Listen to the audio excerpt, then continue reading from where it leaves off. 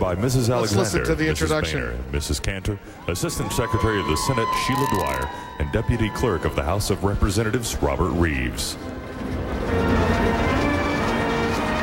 This is Dr. Jill Biden being introduced. She's walking down. Exciting moment for her as well. Anderson, I was saying, we're close up here. It's pretty exciting. You're a little further away. The crowd is pretty jam-packed, I got to tell you. It is jam-packed really all down the National Mall, and even those who can't see very up close what is happening, there's a lot of excitement, a lot of people waving flags, milling around, talking to each other, just happy to be here, happy to witness history in the making. So many people from all around the country wanted to be here on this day, and as John King pointed out, the crowd's not as large, obviously, as they were 4 years ago, but they are standing shoulder to shoulder, eager to see Vice President Biden and President Obama introduced, and probably also to see, I know there are a fair number of people in the crowd who are looking forward to hearing Beyonce perform the national anthem. A little bit of politics and policy, a little bit of celebration and entertainment, and perhaps as this mall fills in, perhaps the crowd will there's the First Lady right there coming out. Perhaps the crowd will surprise the law enforcement officials who said it would be significantly smaller than the first time, because this mall, at least behind us, we don't know what it looks like on the other end as we're blocked in here. It's very impressive, very impressive. And I'm just struck watching the two daughters with the contagious smiles up there, their poise and their presence. I spoke to President-elect Obama a few days before his first inauguration, and he was talking about that being such a huge concern. What would their lives be like? Could they have normal lives as children? And I think, as David Gergen and Wolf and Kate were just talking about, it seems as parents, give them an A+. And you see Malia around town sometimes with her friends from school, with one or two Secret Service agents kind of trailing behind in a baseball cap and hiding, letting them have a normal life, letting them go to restaurants. Her, the older one, let her go out to shops with her friends. And I give them a big so far so good on that one. They have worked very hard to try to protect their kids and also raise up their kids, having dinner each night.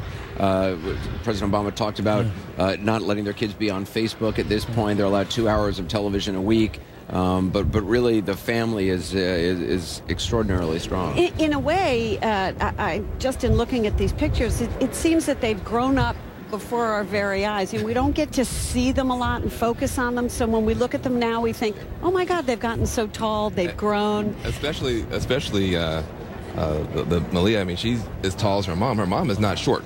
I mean, if you've ever been around the First Lady, even when she's wearing flats, she's usually one of the taller people in the room. And now her daughter is as tall as she is. I think that was just shocking. Let's listen in. Accompanied by Secretary of the Senate Nancy Erickson, Clerk of the House of Representatives Karen Haas, Mrs. Schumer, Mrs. Reed, and Mr. Pelosi.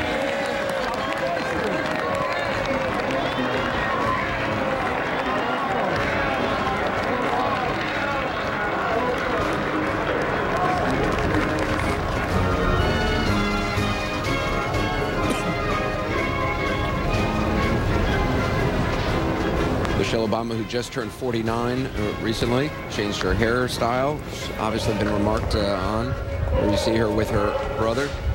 Princeton colors. Yeah. The girls look cold and they're dancing. Right. Anderson, if we could talk just for a moment about the speech. One of the messages we've been talking about today is the recognition of the democratic values that we recognize on Inauguration Day, and that we all should pause and appreciate the ritual and ceremony today. That's a message I expect to hear from the president. One of the messages I think he's going to convey is, in a time of partisanship and in a time when our nation is dealing with a bitterness and a sense of division, one of the themes that unites us and connects us from past to present and future is our shared belief in the principles that founded America, in our shared faith in this idea of life, liberty, the pursuit of happiness, and that it's our commitment to what founded America that helps us connect and move forward.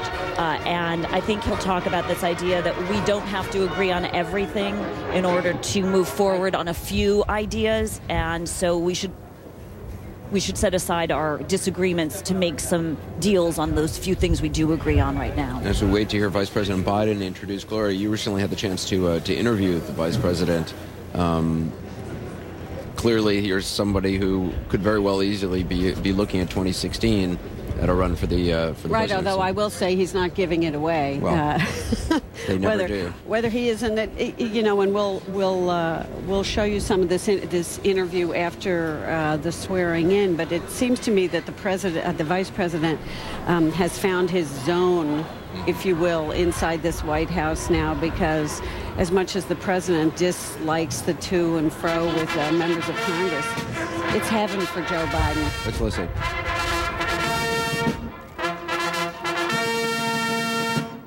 Ladies and gentlemen, the Vice President of the United States, Joseph R. Biden, accompanied by Inaugural Coordinator for the Joint Congressional Committee on Inaugural Ceremonies, Kelly Fado, Senate Deputy Sergeant-at-Arms, Martina Bradford, House Deputy Sergeant-at-Arms, Carrie Hanley, Senate Majority Leader, Harry Reid, and House Democratic Leader, Nancy Pelosi.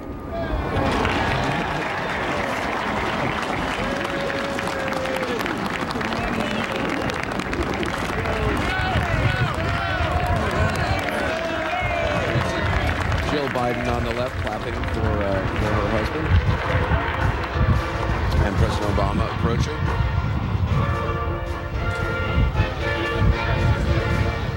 David Moranis, you talked about 4 years ago how he really didn't have the opportunity to kind of enjoy this day and really take it in. Do you think today is much different for him? I really do. I think that ever since the election on November 6th, I think he's had a new sensibility about what it means, what he's done. And I think he's now taking it in a very different way.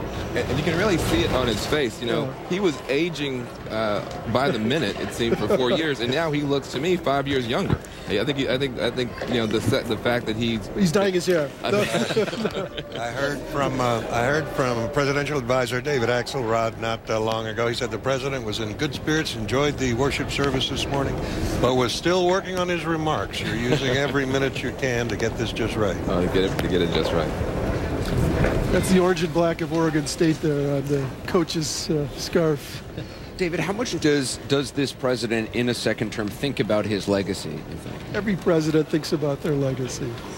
And, of course, he's spending more time than in sort of untraditional ways doing it by meeting with presidential historians every now and then to really talk about what it means to establish a legacy and how he can do it. So, he studied second terms. He said he was familiar with the literature of it.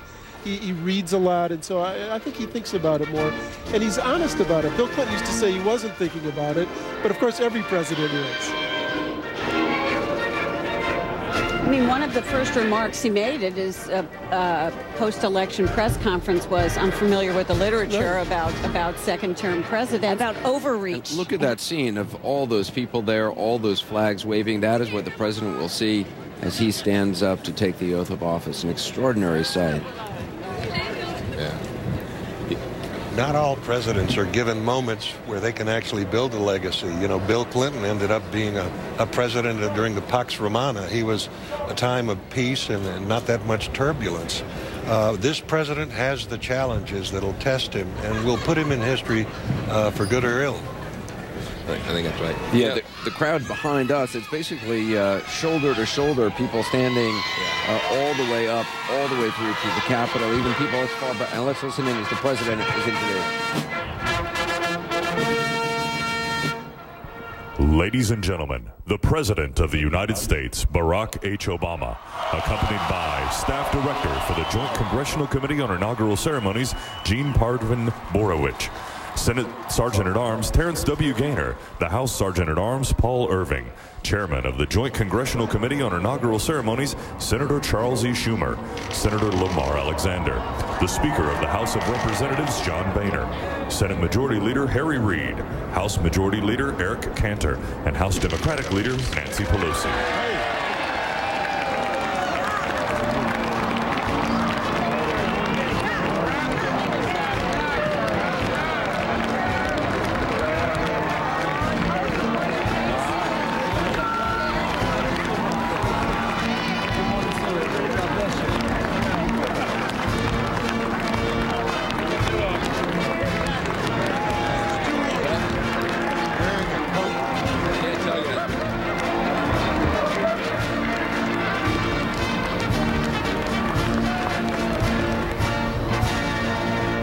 Yeah, he is. Yeah.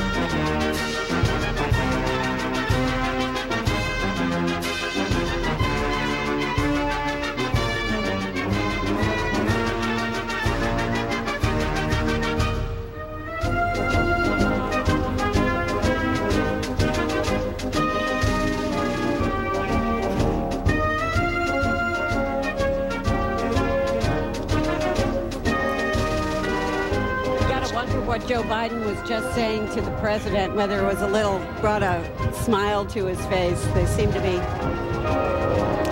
bantering a bit there. It's a little bit like the family that has had issues throughout the year, but at least they come together for Thanksgiving. It's a nice moment to see. Well, I think so, but I think they have both really found, to your point, Gloria, they've both found their rhythm.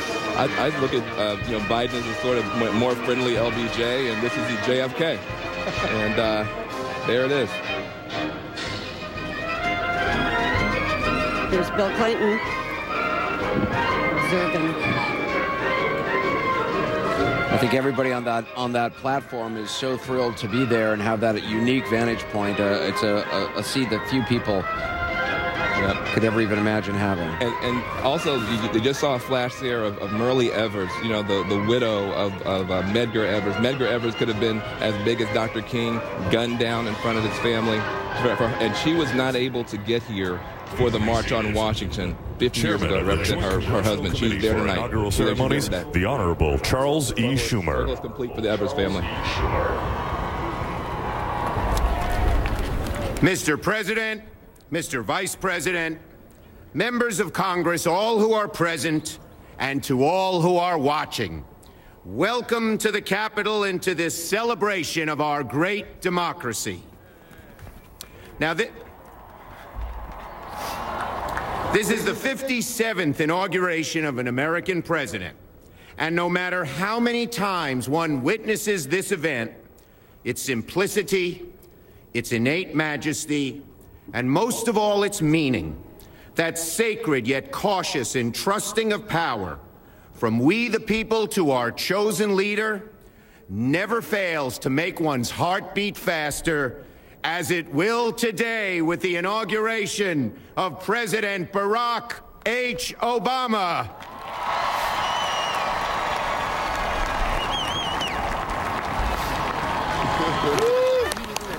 Now, we know that we would not be here today were it not for those who stand guard around the world to preserve our freedom. To those in our armed forces, we offer our infinite thanks for your bravery, your honor, your sacrifice.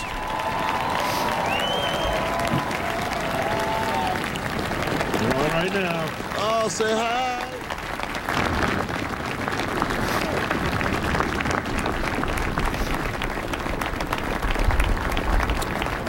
This democracy of ours was forged by intellect and argument, by activism and blood, and above all, from John Adams to Elizabeth Cady Stanton to Martin Luther King, by a stubborn adherence to the notion that we are all created equal and that we deserve nothing less than a great republic worthy of our consent.